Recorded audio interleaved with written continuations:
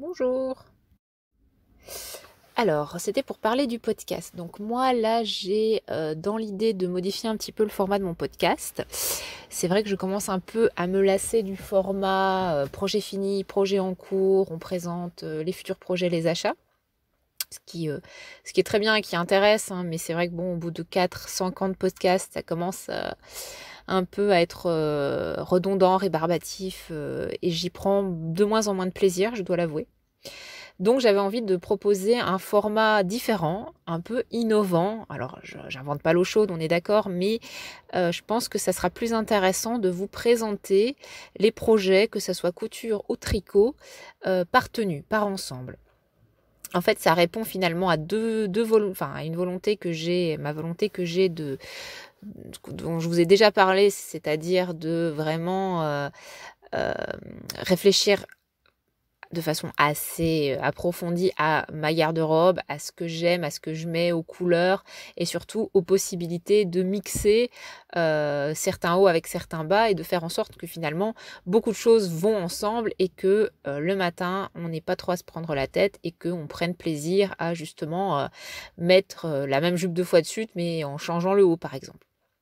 Et donc ça répond finalement un petit peu aux critères de Atelier 292 avec son dressing adoré, voilà, ça c'est un peu ces idées-là, les garde-robes capsules, enfin tout ce qu'on peut avoir en ce moment dans cet univers-là et voilà, j'ai envie de me lancer là-dedans, ce qui est le cas, c'est en cours et donc du coup, ça implique finalement un peu la modification du podcast puisque, je trouve que c'est peut-être plus sympa de vous présenter les tenues complètes et sachant que les tenues complètes, un haut et un bas, cousus ou tricotés, je peux vous présenter par exemple le même bas avec 2 hauts différents que j'aurais fait, voilà.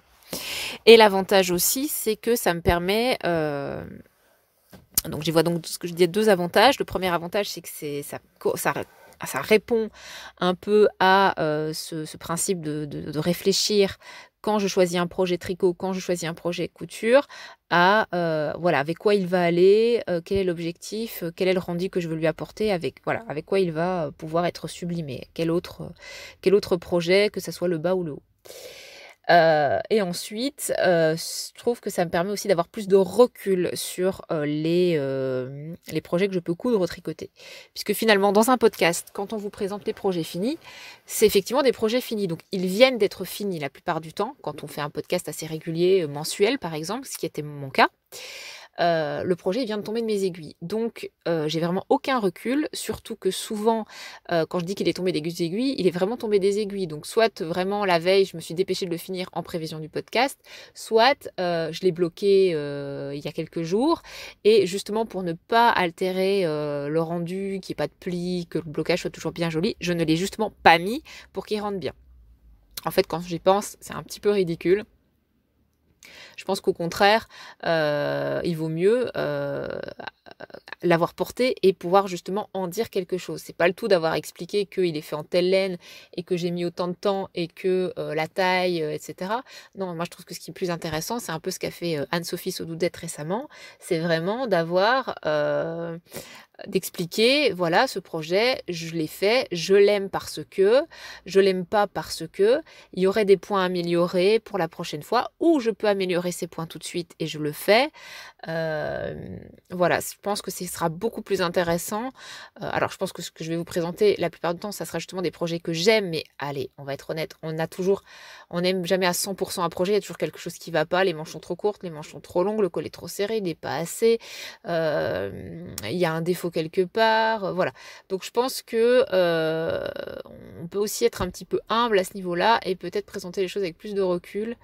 Heu et je pense que ça sera d'autant plus intéressant pour les personnes qui projeteraient dans un avenir plus ou moins proche de faire ce projet, d'avoir un vrai recul sur ce projet et du coup, au moment de le réaliser, voilà, qu'ils soient peut-être mis en garde ou qu'ils aient, des idées, des points à améliorer tout de suite au moment de le faire. Je pense que ça, c'est hyper intéressant.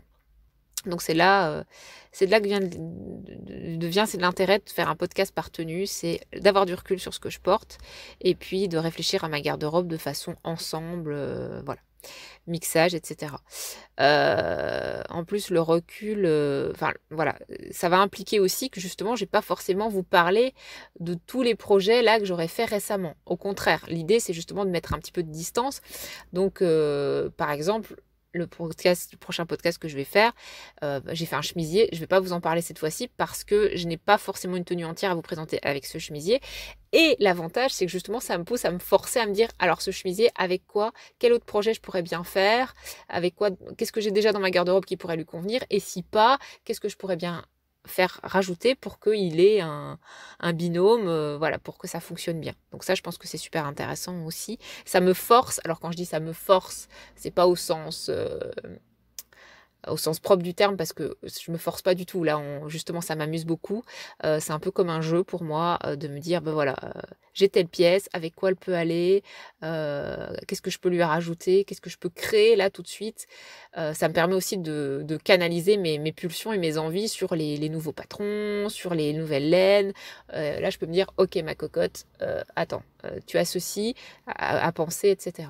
Alors ça paraît un peu peut-être spécial parce que c'est un loisir et quelque part je vais extrêmement encadrer ce loisir, mais moi je fonctionne comme ça de toute façon, je suis quelqu'un de très carré, donc en fait ça m'amuse énormément comme je suis très enthousiaste à l'idée de penser ça en fait et à faire les choses de cette façon-là. Et je trouve que ça m'enlève aussi de la pression justement du podcast à me dire allez vite vite vite, faut avoir 2-3 projets en couture, 2-3 projets en tricot et tout présenter d'un coup d'un bloc. Non, justement là ça va me permettre de me dire ah, il y a un truc que j'ai fait il y a 3 mois, je vais seulement le présenter maintenant ou je vais en reparler maintenant parce que justement j'ai plus de recul et qu'en plus il va avec une nouvelle pièce. Voilà, on fait un peu du neuf avec du vieux. Enfin voilà, il y a tous ces principes-là, je trouve ça génial.